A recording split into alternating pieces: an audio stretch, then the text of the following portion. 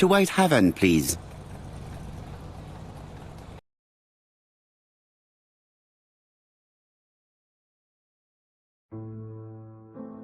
Cust's arrest is a great success for you, Poirot. It's all clear now, except maybe one or two details. Details. Ah, mon ami. The devil is in the detail, as we say.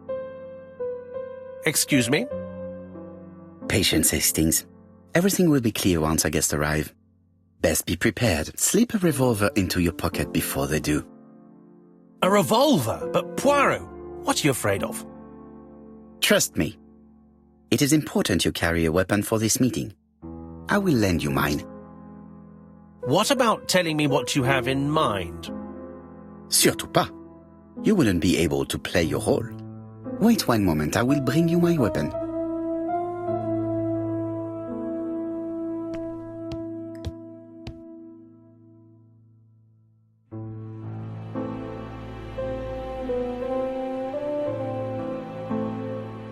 Churston, Devon.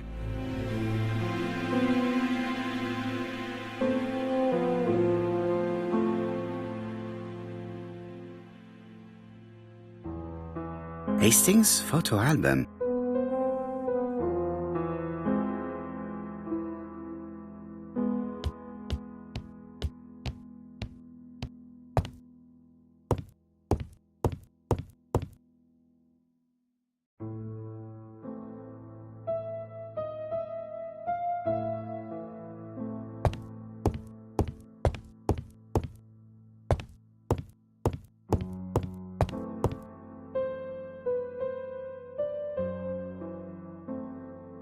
The Lancet, September 11th, 1935.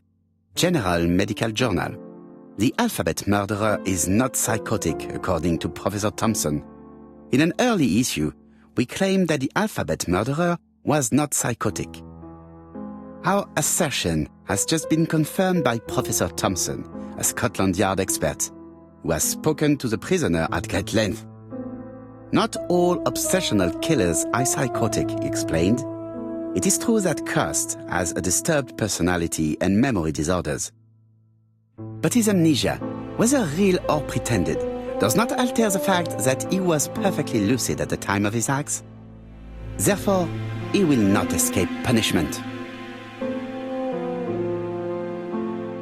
Daily Flicker, September the 11th, 1935.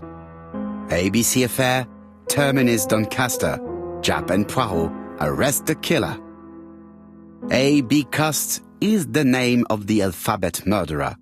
The police have arrested him in a hotel in Doncaster. He was preparing to kill his fourth victim, Mr. Dick Dudley Dunbar, the establishment manager. Mr. Dunbar owes his life to the miraculous intervention of Inspector Japp of Scotland Yard and Detective Hercule Poirot.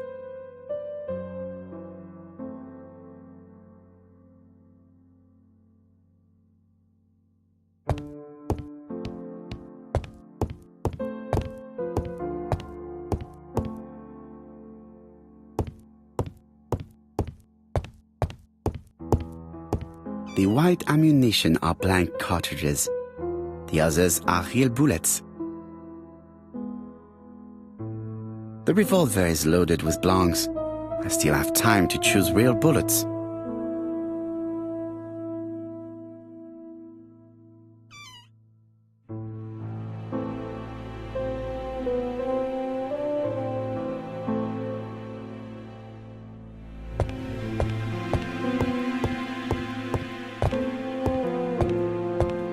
What about telling me what you have in mind? Surtout pas. You wouldn't be able.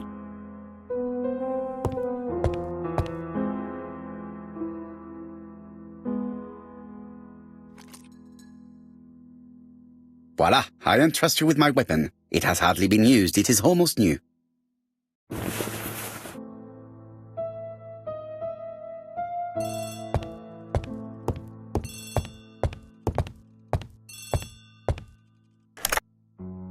Chief Inspector, is that you? Yes. Sorry, but we haven't found anything. Have you checked the typewriter? And the packaging, the letter, and the ribbon reel. We've only found prints left by Cust and his landlady. Well, never mind, I shall make do. So, are you still going to hold your meeting? Of course, Chief Inspector. I can hear my guest coming up the stairs. Why have you brought us here, Mr. Poirot? Since Cust's arrest, I thought it was all done and dusted. Miss Gray formally identified him, as well as Miss Barnard. Yes, and the stockings he sold are of the same brand as the ones found at my aunt's. This is all true. However, a case is not closed if some questions remain open. And one question is, why did the murderer send me his letters? Why did he challenge me, Hercule Poirot? Perhaps he wanted to play with you, to taunt you. Xenophobia?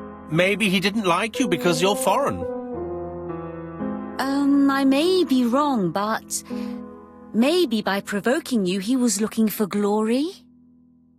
All these theories should be studied. Let us now try and get our brain cells to work.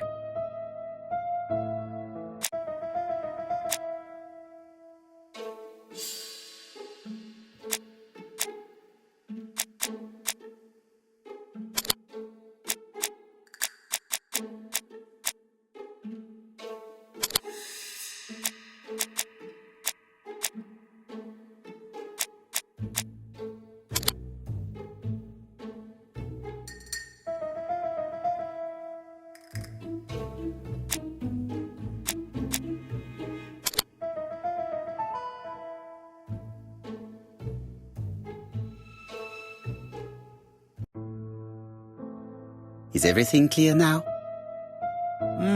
You might like to explain your reasoning again. Of course. First of all, remember that the murderer made it a rule to always post his letter before the murder. He never digressed from that rule. However, in Churston, he encountered a problem. The village has only 500 inhabitants. With advance warning, it would be easy to arrest him.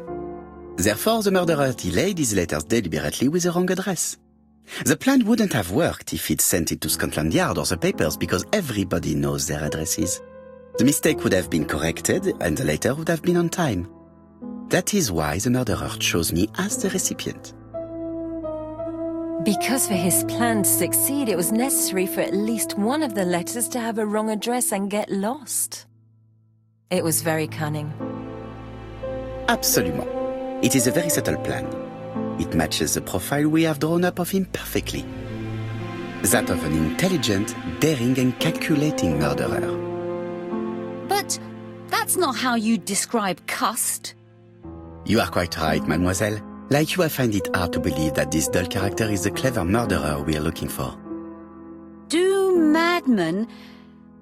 I mean, if he's mad, he might have two very different sides. No doubt. But the murderer is not mad. All the specialists agree that he does not have the profile of the psychopath.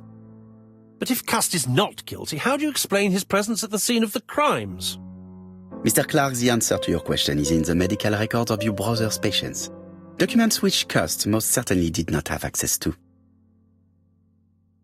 Let us now try and get our brain cells to work.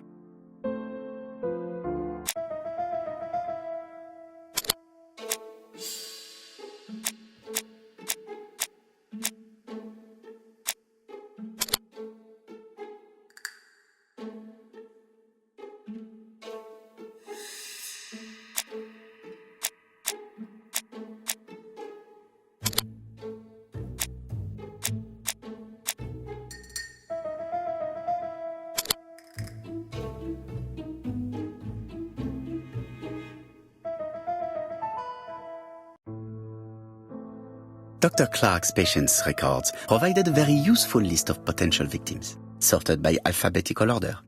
The killer definitely used it, explaining the fact that all the victims were former patients of the doctor.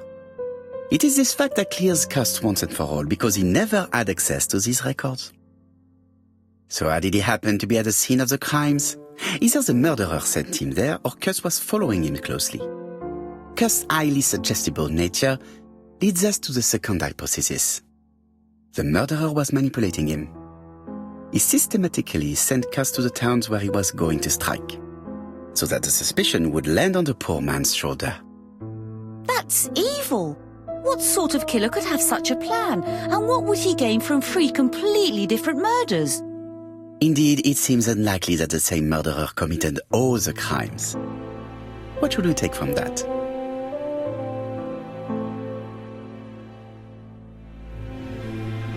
Just one murder was of benefit to the murderer. The others were just diversions.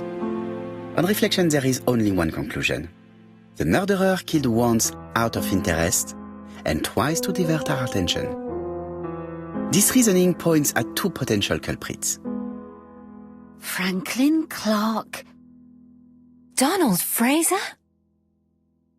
Yes, mademoiselle, that's good thinking. Mr. Fraser may have killed Betty out of jealousy.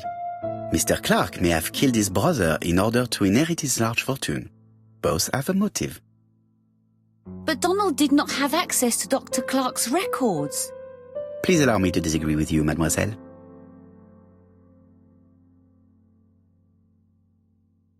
He works for Court and Brunskill, one of whose clients was Sir Carmichael. It doesn't prove that I went to Comeside. You could have done it, and you may have used the opportunity to take a look at Sir Carmichael's records. Do you think I'm guilty? You or Mr. Franklin Clark? That's ridiculous. Both of you have a motive. The question is, which of you has the profile that most resembles the murderer? Let us now try and get our brain cells to work.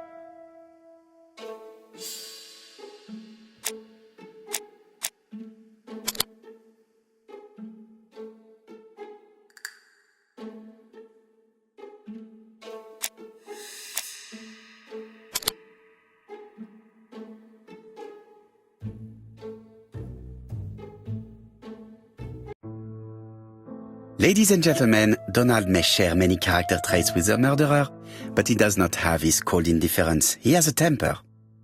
It is hard to imagine him planning anything. Also, jealousy is his motive, and crimes of passion are rarely planned. Right, I suppose it's my turn to be subjected to the same scrutiny. Absolument, Mr. Clark. Let us now try and get our brain cells to work.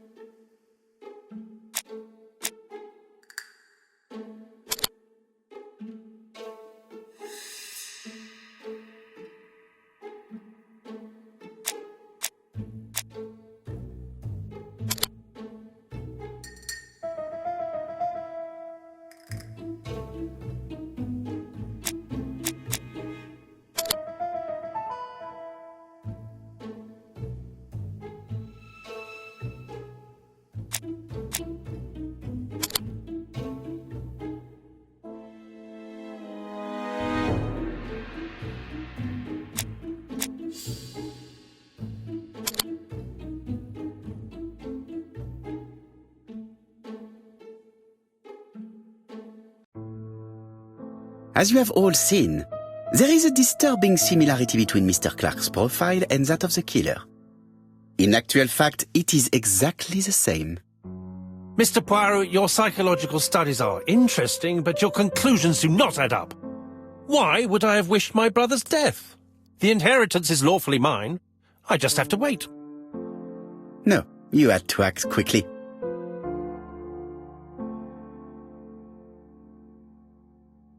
Because of Miss Grey.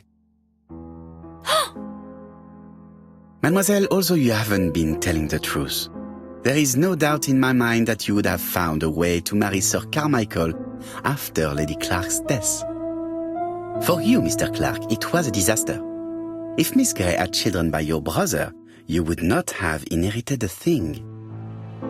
You realized the danger after reading several letters from Comside, especially one in which your brother opened his heart to you. So you hurried home from China, and you took action. In truth, Cust was no more than a puppet manipulated by the real culprit. You, Mr. Clark. Such an imagination, Mr. Poirot. In fact, nobody manipulated Cust. The famous instructions he received by post. He wrote them on the typewriter. We know that for sure. Oh no. You know perfectly well. That is not true. Eh bien voilà. Light has now been shed on the ABC murders. Your theories are ingenious, but you haven't any proof. One point to him. For the moment, I have no material proof. Either I admit to it, or I bluff.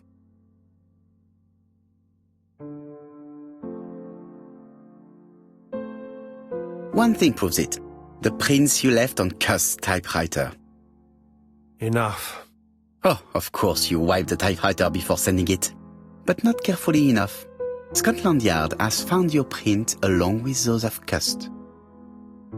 I understand why you never wanted to lend me your new typewriter, and why you were searching through your brother's things. And the hole you dug on the moors. What did you hide there? The knife you used to kill your brother? Game, set, match. You win, Mr. Poirot. But it was worth trying.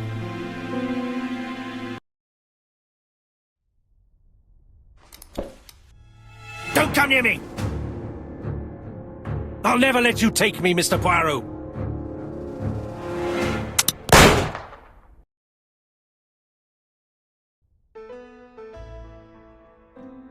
I'm sorry, Mr. Clark, there is no easy death for you. I expected your reaction, so I used blanks. I'm sorry, mademoiselle, but your second chance has been lost. Franklin Clark will never inherit his brother's fortune.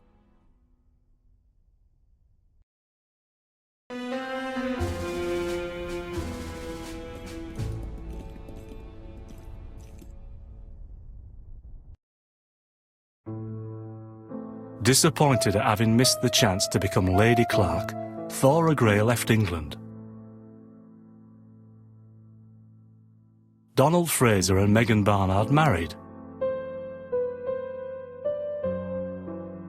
On Poirot's recommendation, Mary Drower started to work for Lady Clark. The elderly lady's condition suddenly took a turn for the better. And a few months later, to Dr. Logan's great surprise, she was back on her feet again.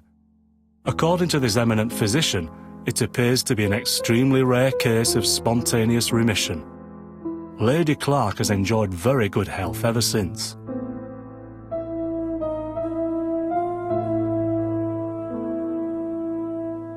Journal of an Innocent, the incredible story of ABC. As for A.B. Cust, after being advised by Poirot, he made a great deal of money by selling his story to the press. And as for me, and with business booming, the Black Swan has become the #1 tourist attraction in the whole of Yorkshire, even more popular than York Minster.